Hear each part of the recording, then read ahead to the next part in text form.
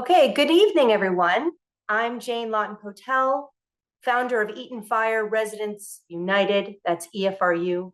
Recently, Purdue University and Lightbox released a groundbreaking document. This guidance is significant because it establishes a clear foundation for environmental contamination sampling and testing in homes that have survived wildfires. And it has since been informed by ongoing work following the January 2025 wildfires here in Los Angeles. So we're here today with Dr. Andrew Whelton, who is an engineering professor at Purdue University.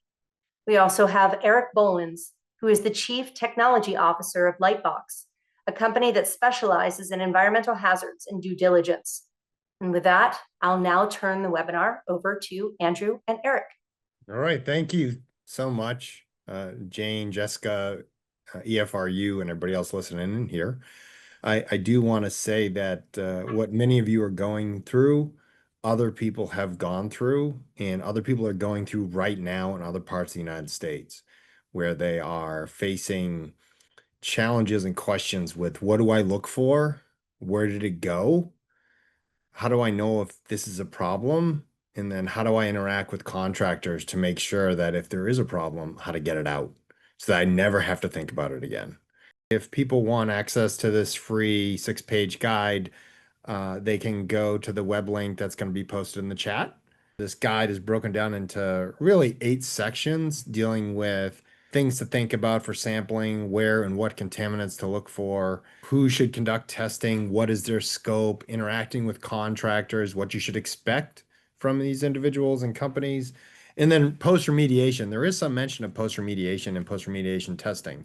So I would encourage you to take a look at that. And when I use the term remediation, it's not cleaning. So cleaning is something we all do. We clean the bathroom. We don't worry about health impacts associated with that. Post-fire, sometimes these spaces can be very heavily contaminated with lead, asbestos, and all sorts of other things. So I deliberately use the word remediation because remediation is professional, specialized decontamination of a building, people that are especially trained on using certain techniques to effectively remove a hazard from a building. And with that, I'll kick it to you, Jane. So if I can, I'm just going to go ahead and launch into this 14-step questions.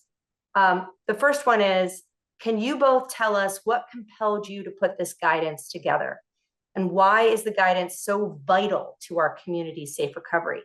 So the fire itself burns a lot of compounds. When in these urban interface fires, it burns a lot of different compounds. It burns the metals in your home. It burns the plastics in your home. It burns the laundry detergents, and everything that you had in your home burns, right? And everything in your neighbor's home burns, and everything down the street burns, and everything in the grocery store and the gas station. When that happens, everything that burned ends up being picked up and it ends up being carried. And so any structure that's still standing becomes a reservoir, becomes a sink where all of that material can end up. And homes are not airtight. So the thicker the smoke, the closer you are, the more of that may pick up and end up being contained within your home. And these materials are not necessarily toxic when they're in their regular state, right? They're fine when they're a lithium battery, or when they're, a pipe in your home, or, they're an anti-stick pan in your home. But when you change the composition of that, when you turn it into dust, when you turn it into vapors, and it enters into your home in a way that you're going to inhale it, you're going to ingest it, it becomes potentially much more hazardous. And that's kind of the vector. And it gets in the soil, it gets in the home, it gets in the air. Over time, the air will settle, right? Over time, some of the air concerns will disappear. But the stuff that's gotten into your home, some of that will get into the materials, and then it will off-gas back off. It will re-enter the environment. And so even if you clean the air, if you didn't clean the reservoirs where that stuff has absorbed onto the material will continue to re-emit that. You think of it kind of like when you leave a campfire and your clothes smell like smoke, and you go home and you throw them in a room. Now that room starts to smell like smoke. That same experience is happening, except not all of the compounds that we're talking about have an odor. And so, when you enter into one of these environments before testing, before remediation, to this day, when I step into my parents' house, I still wear one of these.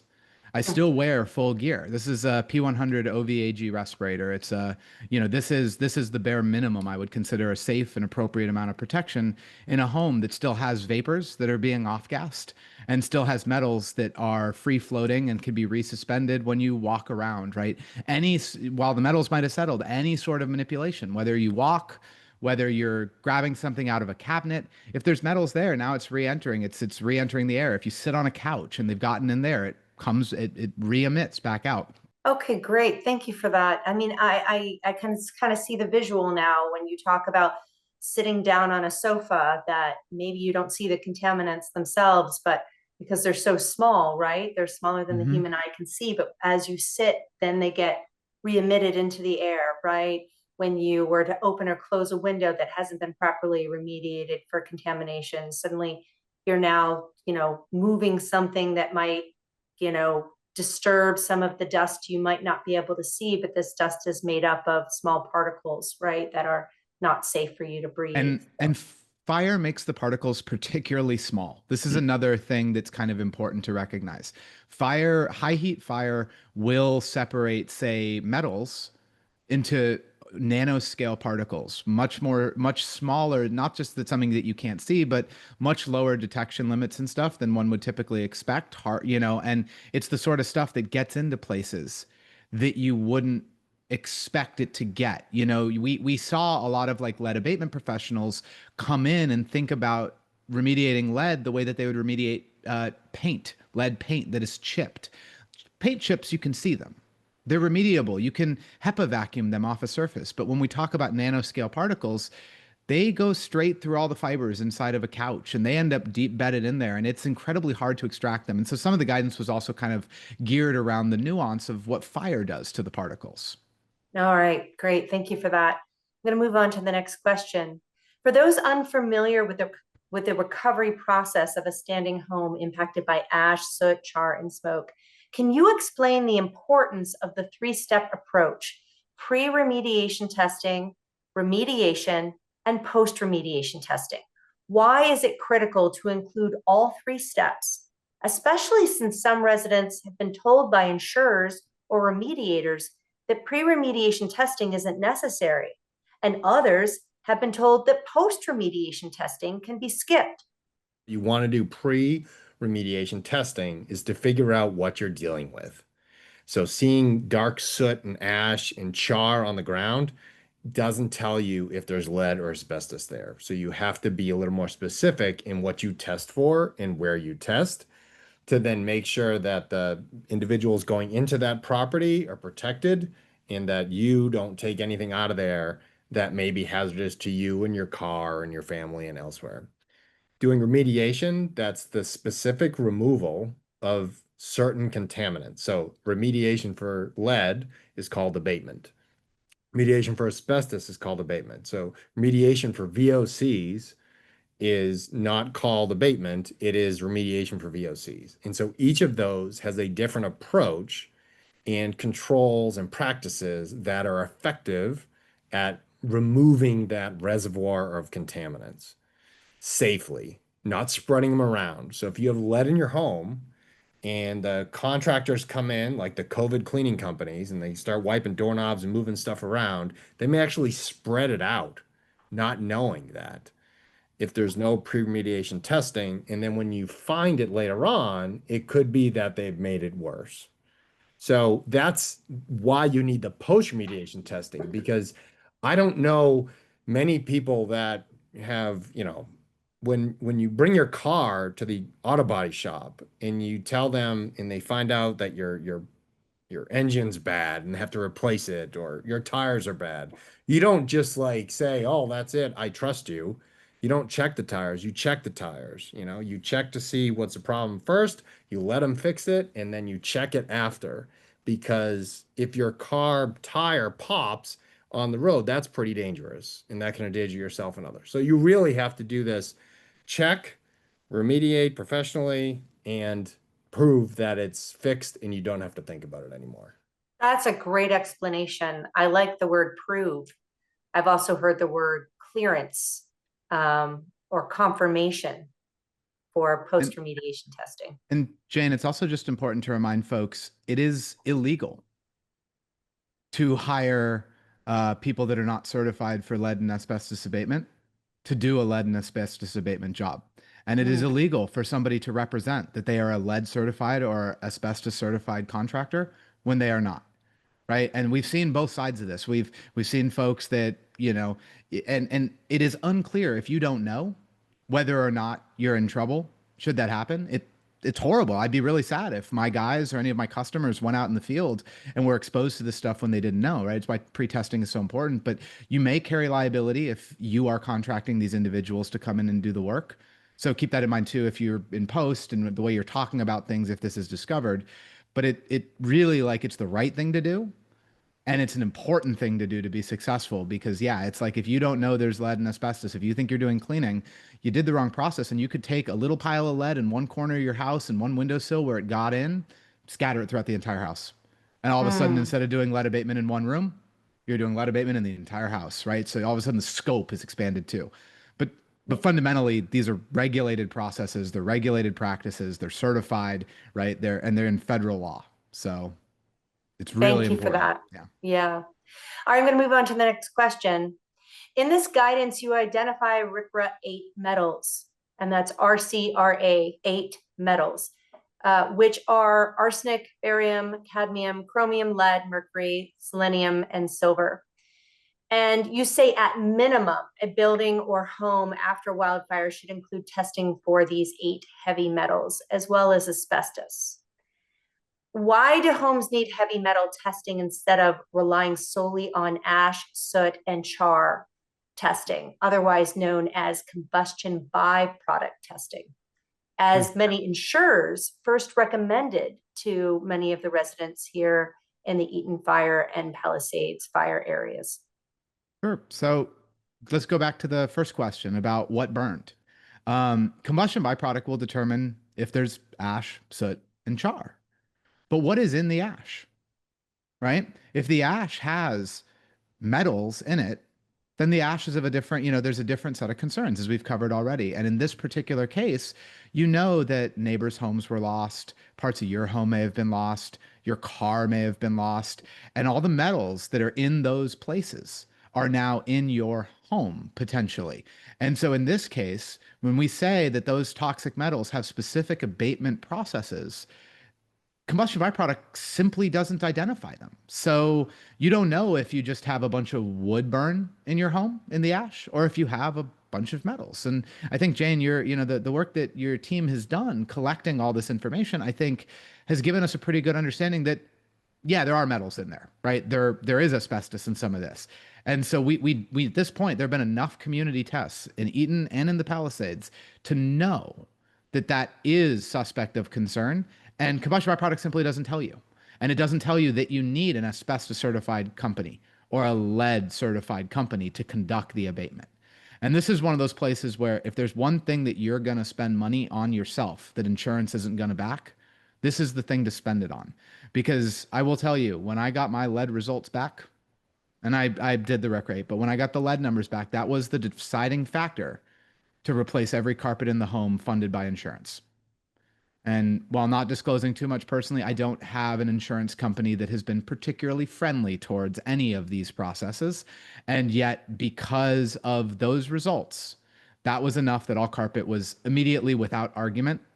Once we cited the regs, it was without argument beyond citing the regs. It was enough to have it disposed of and replaced and paid for. Absent that finding, if I had just done CBP, I would have had no leg to stand on to argue that lead had come in as a result of the peril of fire, and that, based on all industry practices regarding the abatement of ultrafine lead dust, the carpet must be replaced. Thank you for that explanation. You include in this guidance that combustion byproduct, aka ash, soot, and char, has no health-based regulatory standards. Why is that important to know? Having reviewed hundreds of reports, I can tell you that individual consultants have individual perspectives on what level of ash, soot, and char is acceptable or not acceptable. And so some say any detection of ash, soot, and char requires remediation of the building. Others say it has to be greater than 10%. Others say it's 2%. And so let's just stick to those numbers for a second. When you ask and start probing where are those numbers coming from, they say, because I said so. And that's the problem, is that there's no tethering to evidence-based, what do I do and when do I act to remove these hazards? And ash, soot, and char do not have levels of exposure that are enshrined into state and federal law with regards to exposure and health protection. We have those for lead and asbestos and some other contaminants. Even in the worker side of it, the occupational safety side of it, there are other contaminant exposure thresholds that you could back out and apply to these homes. But ash, soot, and char has no basis in terms of a direct exposure. I have seen one last thing. I have seen people use it to say ash, soot, and char got into the building, and so there's permeation of the contamination, into the inner floors, onto the inner floors. And so it wasn't just a windowsill issue, it got into the building. And so I've seen them use it that way, but I know that there's no exposure standard for ash, soot, and char. And so therefore it has little value in understanding what to do next to make that home safe. You can be supported by the regs on at least two of them, right? On lead and asbestos, you can be supported by the regs if you do those. If you only do ash, soot, and char, there's no reg. Right. So as much as there's no health standards, there's also no reg. And the reg, when you're working with insurance, you're working with your lender, you're working with the parties that really, they're like, but prove to me that I have to do something. There's no reg that you can even tether to a little bit. So when you say reg, you mean there's no regulations? Is that Federal or right? state regulation that you can Right. peg to say this home would not be declared habitable and fit for normal use for tenants in a HUD setting, or it would not be declared fit for occupancy in a workplace setting. The numbers in a workplace setting, if you have household workers that come to your home, somebody that cleans your home, somebody that helps you garden, right? Those workers are protected by a whole set of other more stringent rules that actually cover not just even lead and asbestos, but others as well. And if those are a requirement for normal use, you can also tether not just to lead and asbestos regs, but actually to the others as well, that include every one of the, Title 22 or CAM 17 metals, as well as a lot of volatile organics. The only purpose of testing should be to identify the hazards that inform the actions that are going to be taken to remove those hazards. And so there are certain things like for combustion byproducts and lead particulates, right? So if we're abating an area for lead, we will probably be removing other metals if they are present in particulate form. And so we don't have to test for every chemical known to man. We don't have to test for chemicals that the verdict is still out on. Should we be testing for those? But this guidance gives you some idea about some evidence-based tethering to what you could be testing for, in what order, and how that can inform the decisions for worker safety, as your safety, as well as the remediation. Okay, next question. You mentioned additional heavy metal testing of the CAM 17 in this guidance, along with lithium and manganese, may sometimes be necessary. And I will say all 17 of the CAM 17 metals are now found on the EFRU pre-remediation map, as well as lithium and asbestos. In what situations would this expanded testing be warranted?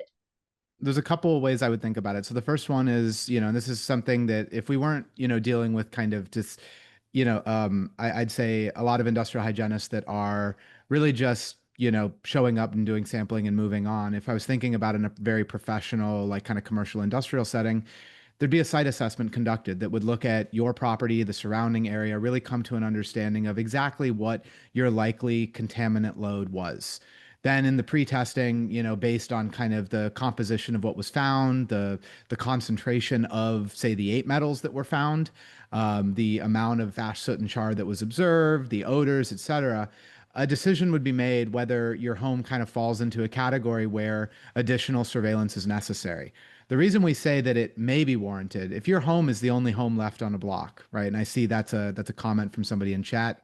My parents were one of only two homes on a cul-de-sac, 3 out of 14 in the directly surrounding area. Those are homes that are very much, you would definitely want to do the expanded panel. Now, if you're sitting there with fairly low combustion byproduct numbers, your lead numbers didn't require an abatement, and it all depends. It depends on the way your home's built, the way that your windows are constructed, the way your doors were. Every aspect of your home and every aspect of what's around you kind of advise whether you're going to need the expanded panel. And that's why we said it may or may not be necessary, is because the guide is written for everybody from people that are half a mile away, that are predominantly upwind, to people that are, directly adjacent to a number of burned structures. When we did my pre-testing, the environmental engineer that walked around also cataloged cars that had burned nearby, what types of cars they were. They thought about the materials that were in the homes that had burned around, kind of did some visual surveillance, really understood deeply what was there. Now, at this point, it's too hard to do that, but you can apply, because so many of the lots have all been cleared, and so you've lost a lot of the kind of the evidence that was done early on. But the reality is that you really have to look at the impactors to your site. Not every home, even homes next to each other, will be impacted the same way. And so we didn't want to say blanket everybody that did RCRA 8 up front needs to do CAM 17 at the end. If I had very, very low RCRA 8 numbers and low ash, soot, and char in my home, I probably wouldn't worry with doing an expanded panel. But when you've got high numbers, when you have high loads, when you're surrounded by a lot of burn, that's where you definitely want to consider the expanded panel. Thank you for that. Okay. In your guidance, there's also mention of SVOCs, including PAHs, PFAs, PFOs, PCBs, and dioxins and furans. For those unfamiliar with these terms, can you explain what they are in very, very simple, plain language? What should residents understand about these compounds, and should they be tested for separately? Or are these compounds already covered within the heavy metals testing? Okay, well, I'll start at a very practical level. So we talk about VOCs and SVOCs are two things that we talk about a lot. The easiest way to think about these is all of the kind of the chemicals that sit in your laundry room, all the plastics that sit in your house, all the, the artificial turf on your lawn, the fire retardant foam that was used by a fire truck that tried to, save your home and maybe was successful. All of that stuff contains what we consider organic compounds. Depending on what those compounds are, when they are exposed to heat, when they kind of enter into a vapor stage, if you will, and get moved around, they kind of end up in one of two ways. They either end up in this vaporous stage in the long run, kind of like a gassy phase. We don't call them gases. That's a different thing, but it's the same idea. It's something that you would inhale. It's something that you need a specialized respirator for. And it's something that off gases back off. That's what we call our VOCs. Our SVOCs are things that also came from those same types of compounds, but I think of them more as sticky. Is probably the easiest way to describe them. When you burn plastic, if anybody's ever burned plastic, you'll notice that some of it like melts and gets stuck on whatever it melted onto. Think of that kind of like your SVOC from an attack, like from how you're going to need to target cleaning it, and the smell that it created as the VOC. And that's a very crude analogy, but if we're trying to really keep it in simple terms, that's the way I think about it. And so when you're testing, you're testing both the airborne re-release of the VOCs, and you're potentially worried about the SVOCs that have become stuck to surfaces. And they do have some off-gassing potential, but they also have skin hazard, cook hazard. They may get, if they got onto pans and stuff and you heat the pans, that could cause them to become vapor again. There's a lot of different vectors, but think of it as SVOCs. And PFAS is actually what we call a persistent organic pollutant, but it's the same concept. These SVOCs and POPs are things that you're kind of stuck onto things, and the VOCs are kind of the things that are gassy. That's the best way I can talk about it. And they will persist in your environment for long, periods of time. One thing that has come up that we've seen in IH say again and again on the VOC side is, well, they're volatile. The stuff in your air will degrade, over weeks, right? It won't be there in months. That's true for the stuff that was in the air at the moment in time that you went 2 weeks forward on. But the stuff that absorbed into surfaces, into what we call reservoirs, and is now off-gassing back off into your environment, that's essentially new contamination.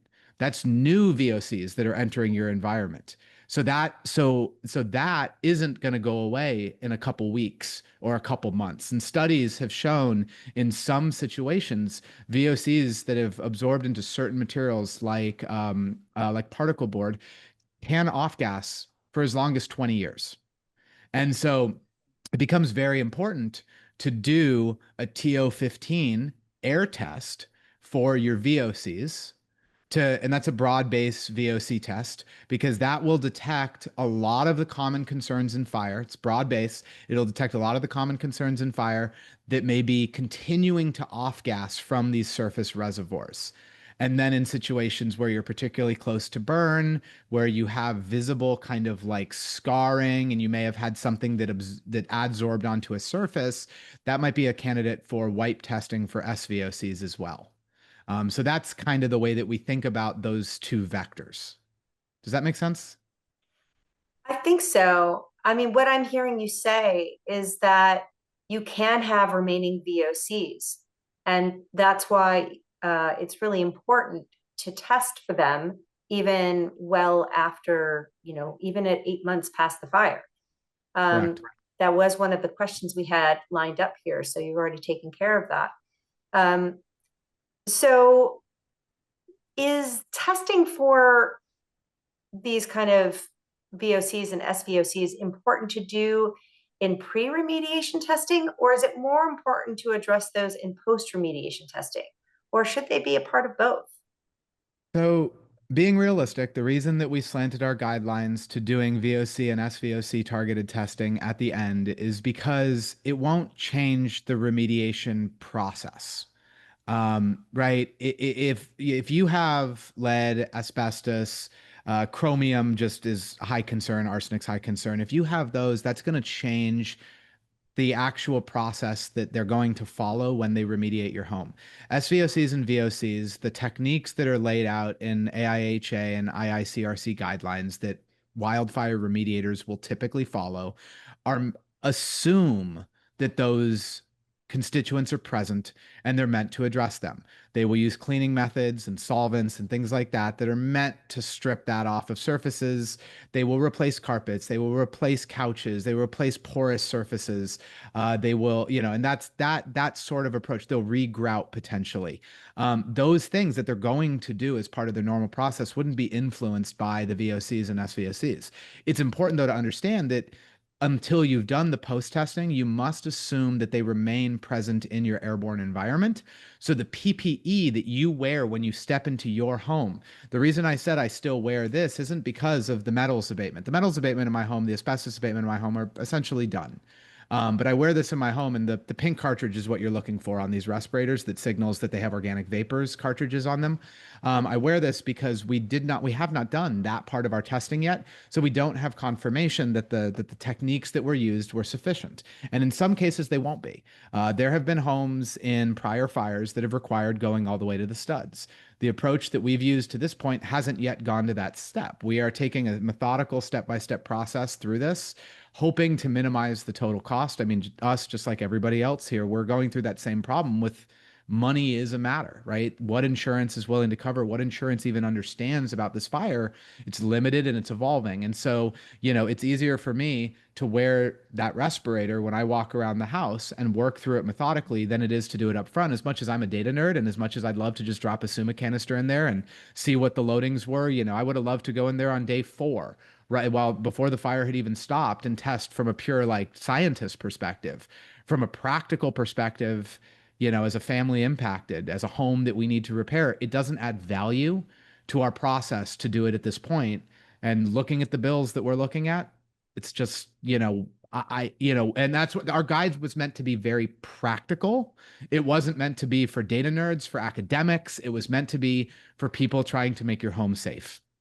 Okay, great. So what I'm hearing you say is testing for VOCs and SVOCs are more necessary in a post-remediation testing situation rather than a pre-remediation testing situation. And it could then lead to a second round of remediation. Just like your post for metals might find there's still lead or there's still asbestos, you might do your post and then find, oh, I have massive VOC off-gassing issues. I'm still seeing, benzene or vinyl chloride or something like that at levels that are health hazardous. And you're like, I've already remediated everything. I've already gotten rid of everything porous. I guess that means it's my drywall. In my situation, we've not done drywall yet. We're attempting an encapsulation. But if the concentration was so high inside the drywall and the construction materials that even encapsulation was unsuccessful, then that would say, well, I guess we're going into the drywall then. And that, so you're not done when you get to post, you're done when post clears. And post Right. testing can mean another round of remediation. And we're trying to step through this in a way that minimizes the overall financial burden to all parties involved. Right. I like that you mentioned the fact that post-remediation may not provide you clearance. That you find out if you can get clearance when you do post-remediation testing, but you may still have some contamination and that may require a second round of remediation. All right, let's move on to the next question. Should testing for cyanide be included? And in what circumstances should cyanide testing be included? Is there a best way to sample it as far as air sampling, wipe sampling, or the removal of a piece of drywall? So cyanide does not behave. The cyanide family of gases do not behave the same way that volatile organics do as far as absorption and off-gassing. The mechanics are different. Typically, cyanide is a concern post-fire and in the weeks and months that follow the fire, prior to, getting enough air filtration in there, prior to settling, prior to everything else that's going to happen. That is one of the five categories. That's the last of the category: metals, asbestos, the VOCs, the SVOCs and POPs, and then the acid gases really are the five modalities that I would consider testing. But cyanide is probably, while very much a concern immediately after, I think over time, as we're going through these remediation processes, cyanide is less likely to be a problem, but also if it is a problem, there is not a clear process, a science-based, standards-driven process for the abatement of continued cyanide contamination, the way that there is for these other contaminants in many settings. So it was hard for us to offer the same strength of guidance, trying to be purely on the data, the research, right, and kind of industry practice. It was hard for us to offer the same level of guidance on the cyanide family of gases as it was on the other items. But cyanide is a concern, and the pink respirator, right? This little magenta cartridge.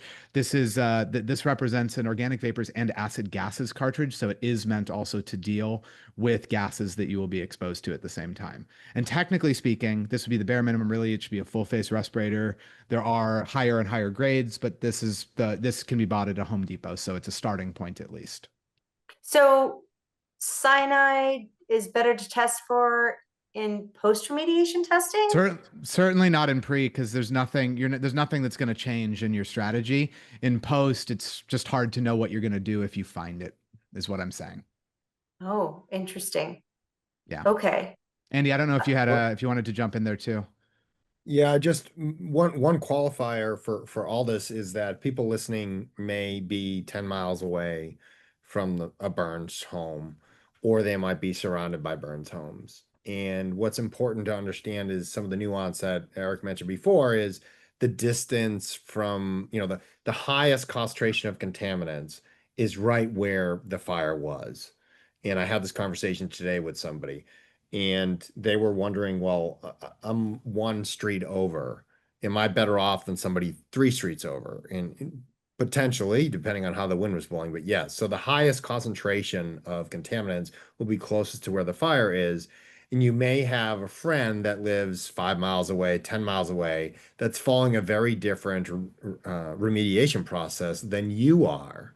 And so I would say, it's this difference in how things are going might be unsettling, but it may be for good reason. because your home was exposed to different magnitudes of chemicals and different types of chemicals. Why would you test for lithium? Well, maybe you had an EV in the garage and that caught fire. In you have a standing home where parts of your home were not, destroyed, but now you might have lithium in your home at concentrations that you need to worry about. So there can be a multitude of different reasons as to why your remediation process and testing process might look different than your neighbors or your friends or families down the street. And I think that's important to take away from this, because this whole process is unsettling for a lot of people because they're having to do something they never expected to ever think about in their lives before. And I want to acknowledge that all of this guidance that you're issuing, this has never been done before. No one's ever composed this, at least from what I've seen. I haven't seen any real clear set of guidance information on how to approach sampling and testing of one's home. And there will more than likely, I'm sure, be more information as time goes by. But we wanted to get this information out to the community now so that they could use it as a resource to start with at this time. I mean, many months ago, many of us were just testing for asbestos and lead and didn't even know that there possibly could be something like VOCs or SVOCs or dioxins or furans or cyanide for that matter. So I appreciate that you put together this information, and it sounds like there's still more to be learned. Tremendous. We did the best job we could with the science that was available, but this is a fledgling subject area, and part of why Andy has organized some of the studies is for exactly that, so we can improve the science, and that the next time one of these happens, and I know this doesn't help for my family, my friends, it doesn't help for the folks here on this call, but our hope is that in the future, the next fire, there are concepts of operations that allow us to make it easier for the next group. And the work that you guys are doing with your map, right? That work too, that will be an incredibly valuable resource in the future for other fires. After disasters, regardless of where you are in East Palestine, Ohio, or Paradise, California, or in Hawaii, Colorado, or New Mexico, health officials generally are trying their best to help people identify what the hazards are. Elected officials are trying their best to do that, and everybody is kind of going through everything for the first time. The problem with that is it's Groundhog Day because there hasn't been really institutional knowledge that's transferred from community to community. And so many people are like yourselves, homeowners, building owners, business owners who are doing remediation are kind of figuring it out, what's new, what do we have to worry about, and something you generally don't want to do because it's happened to you. So for drinking water contamination, after the Paradise Fire, we helped the town and the utilities there better understand what chemicals do you have to look for, where do they go, what's the health risk, and then basically what's the stepwise process to get from point A to point B, not a research study, but how do we get from point A to point B so that we can resume our lives how we want them in a safe way. And that's what we've developed over the years for drinking water systems. So what you saw in Los Angeles after these January fires, for 11 water systems that were impacted, they basically picked up this CONOPS, or concept of operations plan, like a 20-page document, and followed it. Where the chemicals go, what do you look for, do they pose a health risk, and what do we do about it? And through that process, you heard utilities reaching out saying, look, don't use the water, it might be contaminated, telling you what they're going to do about it. That was because of us and all of the utilities we worked with before creating a playbook. That doesn't exist for what you're going through here on building environmental testing and sampling. But that's what this first guidance document that Eric and I put together, and Christiane, who's also a co-author, is starting towards. What questions we need to ask, what chemicals are there, where do they go, what type of considerations do we have to have for testing, and then what do you do about it, right? And so that's where we're heading, and that's where we're hoping to also rely upon EFRU's data sets, which is amazing, and kind of springboard off that so other people can benefit. There's been much confusion about soft goods in the home. This includes sofas, cushioned furniture, mattresses, pillows, stuffed animals, and clothing. What is the direction for these items? Can they be remediated? Does the answer vary if asbestos is found? And what if the items were placed in drawers or cabinets? Does that make a difference? So if we go back to my earlier comment about ultrafine dust, the ultrafine dust and the organic vapors are your concerns, and asbestos falls in the same category, but these are concerns that are different from, say, a typical lead, paint chip abatement process. So it is if lead dust was able, because it was ultrafine, to permeate deeply into, say, a sofa, as an example, an upholstered sofa, or into a mattress. A mattress is a great example. There are studies that show that cyclonic extraction, so using, say, a HEPA vacuum to extract it, is insufficient. These studies were done by the EPA. They were done related to even just sampling, like even the non-efficacy of sampling in the inside of those surfaces. And it has to do with, if you imagine you have all these little fibers, then you have this ultrafine dust that's being sucked up, and when it hits those fibers as you're pulling it out, it bounces in another direction. It doesn't end up being extracted. Instead of being extracted into the vacuum, it can actually become resuspended instead. And so it's very, very, my recommendation based on that would be that if you have significant toxic metals, you have asbestos, or you have significant VOC permeation, all of those would be situations where you would declare things like sofas, mattresses, that sort of stuff, a total loss to start and just move on, right? Those are not remediable. And in fact, as an example to that, the insurance company agreed to get rid of the carpet. Carpet's another great example of something that, in a paint chip scenario, you might be able to abate it with HEPA because the chips are relatively large, but in the ultrafine dust, not helpful. You said mattresses and cushioned furniture, pillows, they Yeah. really can't be cleaned with a HEPA vacuum. Specifically because it's ultrafine dust, right? The point is the ultrafine dust aspect. Right. And that's something that So, you have to correct a lead abater on sometimes, because a lead abater is used to doing paint abatement, which is a different, right. yeah. Can we just identify clothing and stuffed animals for a moment and talk about Clothing, that? yeah. So clothing is actually fairly simple. I can point you to the lead safety workers guide that was issued. I forget which large lead abatement organization issued it, but there was a guide issued almost 25 years ago that established that even leather shoes cannot be abated under their perspective for workplace safety. So it's not me saying it; it's the people that do lead abatement that consider that even leather shoes cannot be abated if you're wearing them on a work site. Many of our homes look worse than a lead abatement work site in a traditional sense, like a paint chip abatement. So that I would just say turn to that guide. In lower scenarios, 10, 15, 40 micrograms per foot squared, right? These are numbers. 40 micrograms used to be the target, if I recall correctly. 100 was, I believe, at one point as well. And at those numbers, these are things that many of us grew up with. That was the lead number before.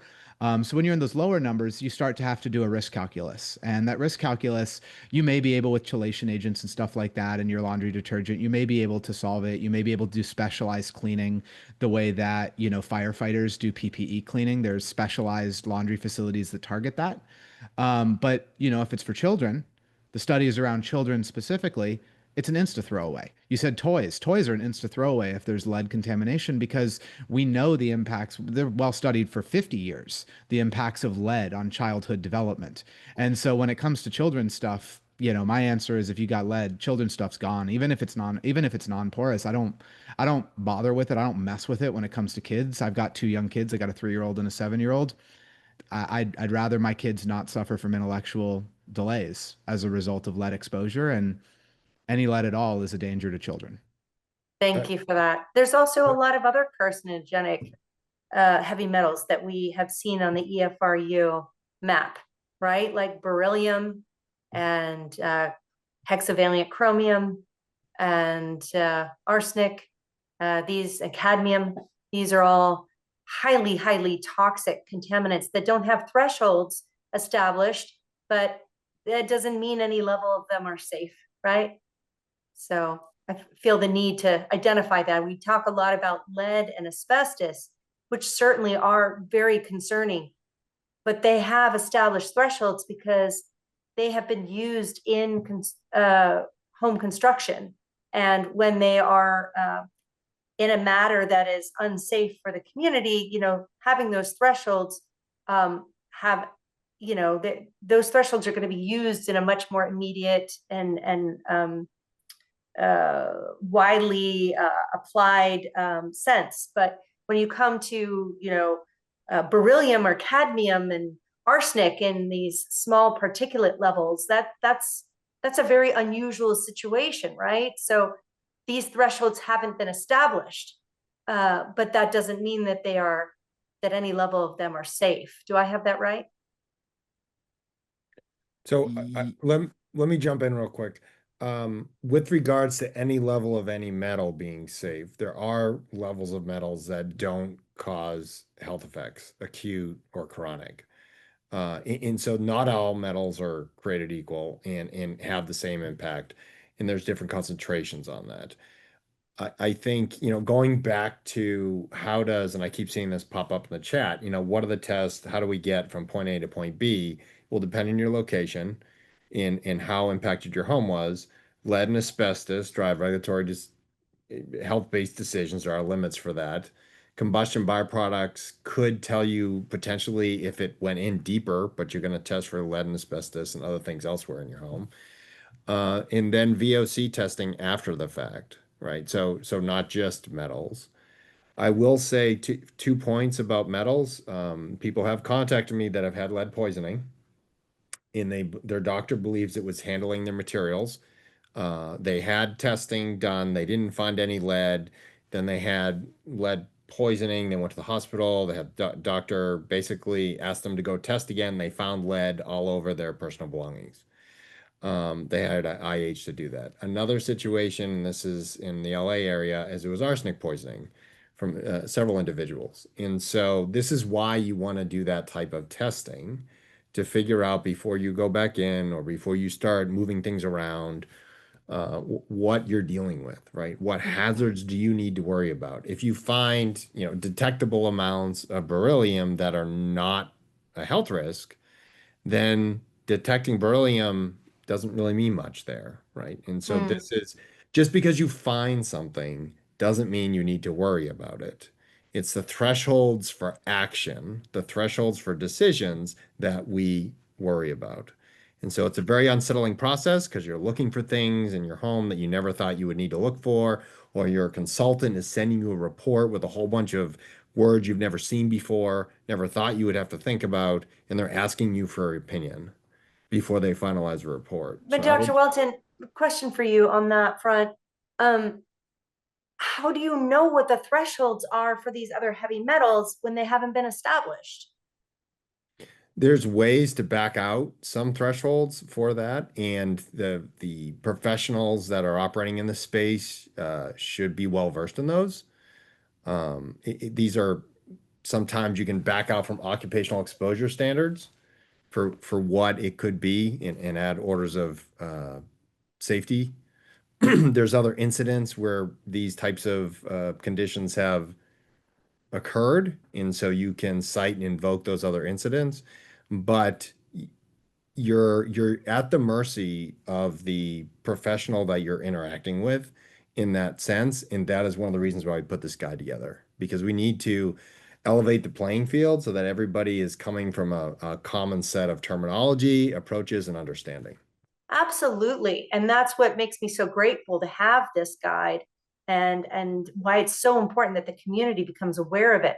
I will say, though, that industrial hygienists are not all equal. I think that that's probably something that you've come across in the study of reports as well, Dr. Whelton. The list of recommendations really vary from industrial hygienist to industrial hygienist. Some don't even have any, and they leave it to the insurance company to decide what is the best way to remediate and recover or even abate the home. So I think that it's hard to put on the homeowner this uh, this responsibility to figure out what is a safe threshold for contaminants that have not been that do not have clear thresholds for the home, and to try to figure out where these thresholds have been used in occupational environments. That's putting a lot of responsibility that homeowners aren't necessarily going to know where to find or how to access or how to interpret. So what do you do about that? So I think one of the issues, and let me just say this, insurance companies don't like uncertainty. And so what we found after the drinking water disasters is that nobody wanted to pay for testing of the drinking water because they saw it as perpetual testing for everything, and there was a lot of resistance. But now that we've standardized everything in the drinking water side of things, there is anxiety is less. Everybody understands what to do, how to get from point A to point B, and then it's not an eternal hole where you're just throwing money and time into. That's needed here, and insurance companies would benefit from having a common playbook based on evidence on how to evaluate homes, and that is part of what this guidance is. I think it is irresponsible and unacceptable to expect homeowners to understand all of these issues. What we've seen is we've shifted the burden here onto the homeowners to make them have to become experts on everything. And that's not how the system should be designed. And I think that's what, looking forward, that's what people should be arguing for, that their insurance companies need to start elevating the level of understanding for the conversations. That's what Eric and I are doing. That's what other people are doing. And even not just certified industrial hygienists, but other people are coming to us asking to understand, like, so how did you get from point A to point B? I'm not doing this, I'm not doing this. These conversations need to happen to elevate that knowledge so that everybody doesn't have to become an expert as they try to rebuild their homes or return to their homes and protect their families. Dr. Whelton, this is a much deeper conversation than we can have tonight, but certainly I would love to find out more about what you consider should be thresholds for the other heavy metals. But Jane, that's a conversation to have another evening. Yes. Can I just add, right, as somebody that's Yep. going through this, it fucking sucks, right? I'm gonna be real. Like, I'll connect with all of you. It sucks. You got to do the math to even have a chance, right? There are models that have been used. There are things like there's a method used by BNL that has been used in certain settings. There was a method EPA used to figure out asbestos surface dust resuspension potential and how that could, be correlated to an airborne concentration. These methods are complicated. There's a lot of math involved. It's and frankly, the insurance company's never going to understand that stuff. So like in the setting that we're in right now, like, we can try, we can help, but at the end of the day, like this is one of those places where, surface dust isn't regulated the way that airborne contamination, like surface dust in a residential setting versus airborne contamination in a workplace setting, like the latter is pretty well regulated. Title 8 has great standards for airborne contamination for workers. The surface dust thing is a mess, right? And just to be honest with all of you, like I wish I had an answer, right? We're going to try to work on standards. We will offer advice to agencies on these topics. We will look at this and, as we hopefully build some concept for operations for future response, but it's hard math, right? It's hard things to figure out. I'm happy to share some of the conversion metrics and the approaches that I personally have used. But they come with limitations of their own. And a lot of environmental work that is done not through like in this type of stuff and say a commercial industrial sense is done not by what the federal government regulated, but by what industry practice is. And so a lot of times we cue off of other things that other people have done in other settings. And so I can at least direct folks, and Jay, and I'll provide you with some material on this. I can direct folks to some of the material that was done in similar settings to try to take thresholds that do exist in an occupational sense and map them down. But it's a lot of math, right? It's a lot of math. It's easy to mess the units up. It's not always comparable to what you're going through, right? So we'll give you what we can, but I wish we had. It's kind of like we were talking earlier about cyanide gas. I wish we had better answers on some of this stuff, but this is one where I do think we can get to better answers in the future. But we will also, and this is why the research is important, because some of it too, we will need to involve our colleagues in health as well, right? Andy and I are engineers. We're not health professionals. And at the end of the day, this all has to be mapped together to be a cohesive narrative and a cohesive Absolutely. standard. So, Yeah, absolutely. Totally agree. All right, I'm oh, just gonna. one other thing, just I have to say this. Please make sure when people are testing, defined surface area. If you get a test done, we've seen tons of these tests, and it's so sad for me to go back to a resident and go, I don't know what this means. People send me their test results. I go, I can't read this. And what happened is somebody went out, they took a wipe, they didn't record the surface area of the test. And with that, you can't even try to do this math. You can't even try to understand. So you should always make sure that your consultant, regardless of, even more important than the lab method, make sure that they are doing a defined surface area test. Might be 100 centimeters squared that they're doing, might be a foot, might be 2, whatever. But when they do that, they write those numbers down on the chain of custody document that they then hand off to the laboratory. When they hand that off to the laboratory with a defined surface area, the laboratory will then convert the final result back to a defined surface area. And that's how we get the micrograms per foot squared numbers we talk about. If they don't record or they don't use a sampling method that has a defined surface area, they will send you a milligrams per liter measurement. We have no idea what that means. Nobody can reverse engineer that without knowing the surface area tested. So as we were talking about math, it just dawned on me. It's like, we didn't even say that today, but that is central to any testing you do. Make sure there is actually, whether it is meters cubed for air, centimeters squared or feet squared or meters squared, doesn't matter, but you need a defined surface area, and then the lab can do the math for you. Defined surface area. Yes. Got it. Thank you for that. I will tell you that on the EFRU map, you'll see some gray icons. Those icons exist because someone either didn't test for lead, but that's very, very rare, or they tested for lead, but their industrial hygienist did not identify the surface area.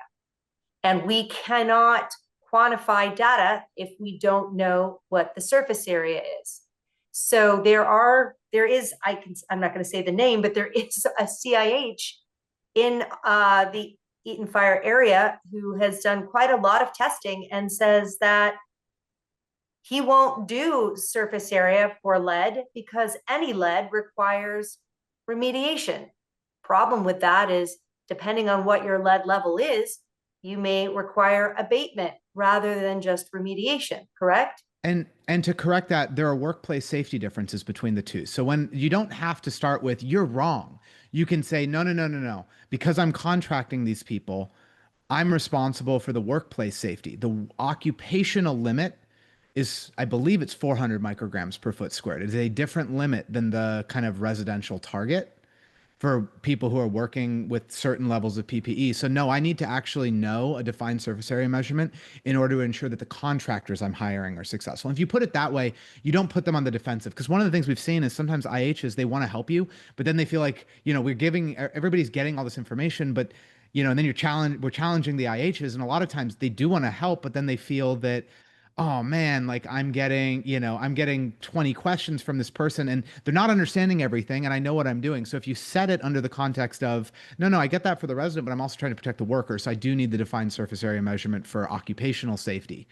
That will change the tenor of the conversation potentially in a more neutral way with the IH. What about flooring, such as rugs, carpet, vinyl, linoleum, wood, or tile? The range of flooring materials is massive, but carpet, I'm sorry, that's a straight up, like, that's like upholstery. That's like mattresses. Like that's a loss. But when you're talking about your woods, you're talking about your vinyls, it's going to depend on the specific material composition of that wood, vinyl. That's going to be true for ceilings. That's going to be true for certain types of walls, certainly for flooring. So it's a science. It's real science at that point to understand the way that bonding happens. Should we be concerned about insulation? Is this a soft good? And is drywall a concern? Insulation is highly porous. So insulation, certainly, like attic insulation would be a replace even just on metals dust. As for gypsum board has been fairly studied as it relates to VOC retention and off-gassing, and it is a vector. The answer that I would have is, follow the data. Use, these airborne testing methods for organics, TO15 as a starting point, maybe 11 and 17 as well. If you'd like to go up the scale to SVOCs with 17, that's a little bit harder of a method for IHs to do because they have to pick the right sorbent materials. But you can use this gamut of those three methods to figure out, do I have significant off-gassing from my drywall? If you're trying to decide, am I going to encapsulate or am I going to rip drywall or am I going to do nothing? Maybe you do that testing up front. Maybe you do what we're doing, which is we're assuming an encapsulation. We got an agreement to that even just off the lead dust.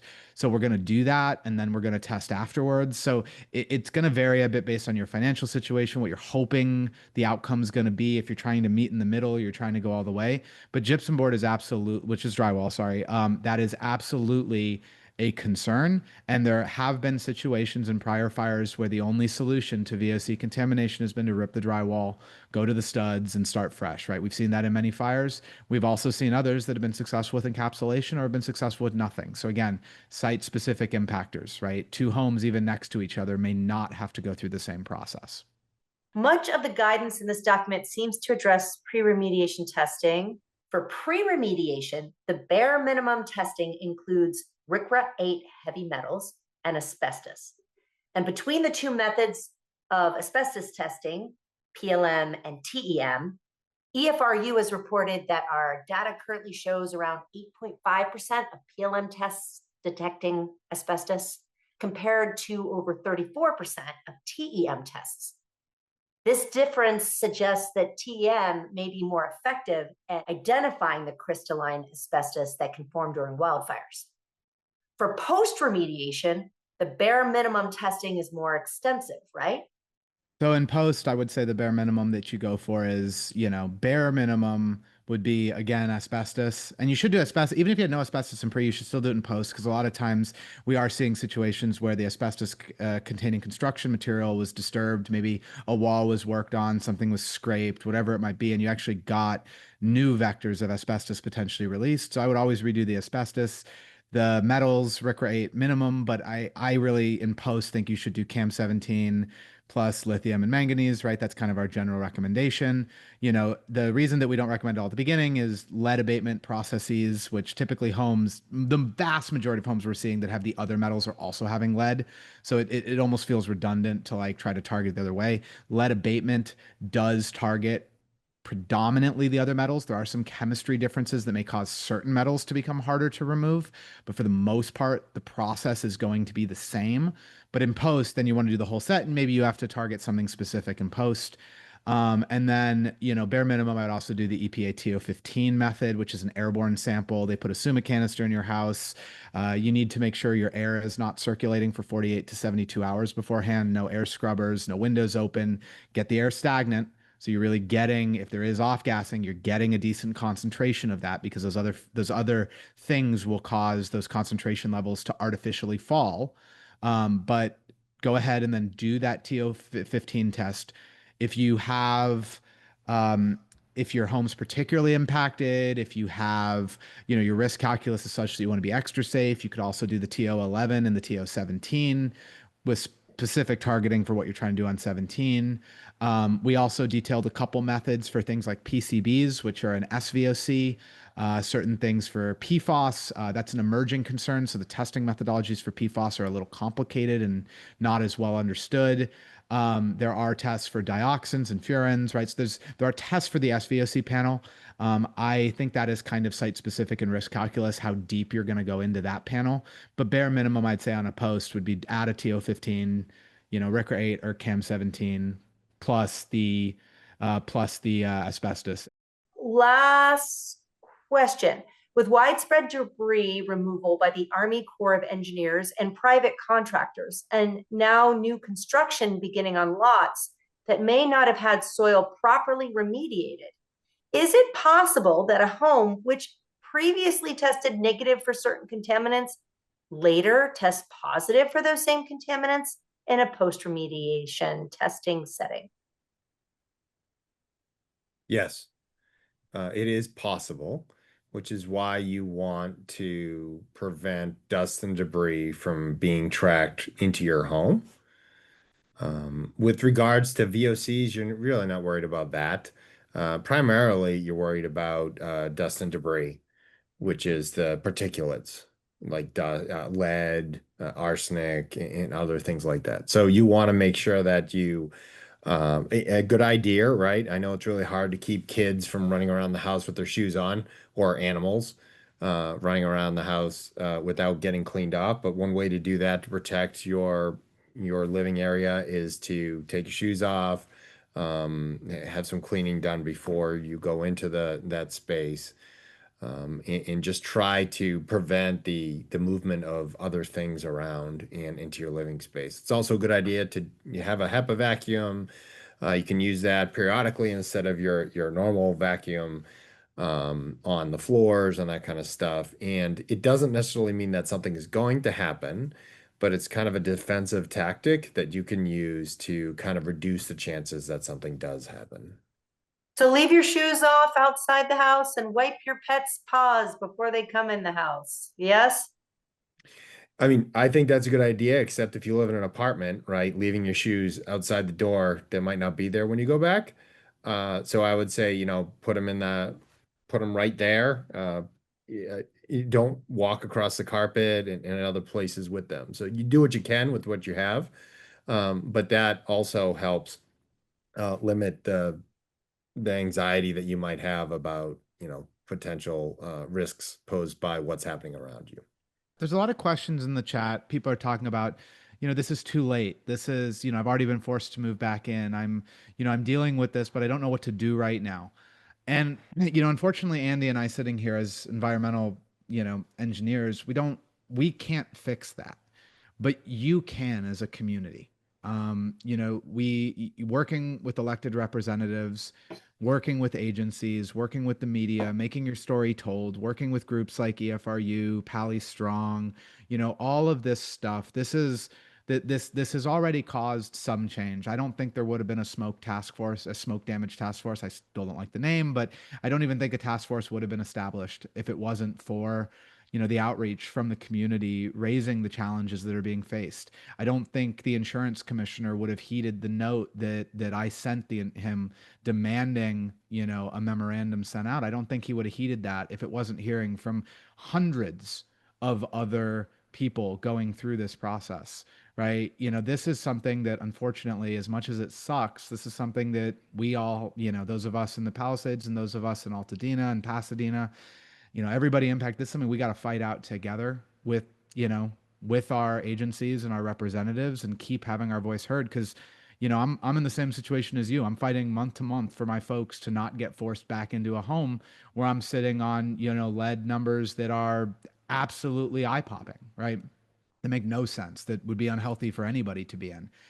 And that's what we're going through. And for those that have moved back in, you're sitting there and you're going, but wait, I'm hearing all this now. Or, I was forced to move back in, even though my post failed. Like, this sucks. It's not something Andy and I can solve, but it's something that, we got to keep. This is me as community member, not me as environmental professional or CTO of Lightbox. This is me as a member of, a common community here, saying this is the thing we got to keep making our voices heard if we want to have any chance of getting the support that we need. Yeah, on that note, EFRU is data-driven, and we take that data to try to advocate for the community. So the more information that people can send us on their tests, even post-remediation tests that still show high levels of contamination, we welcome you to submit that, because that helps us in our reporting to local officials and helps to inform our organization what remediation is working, what remediation isn't.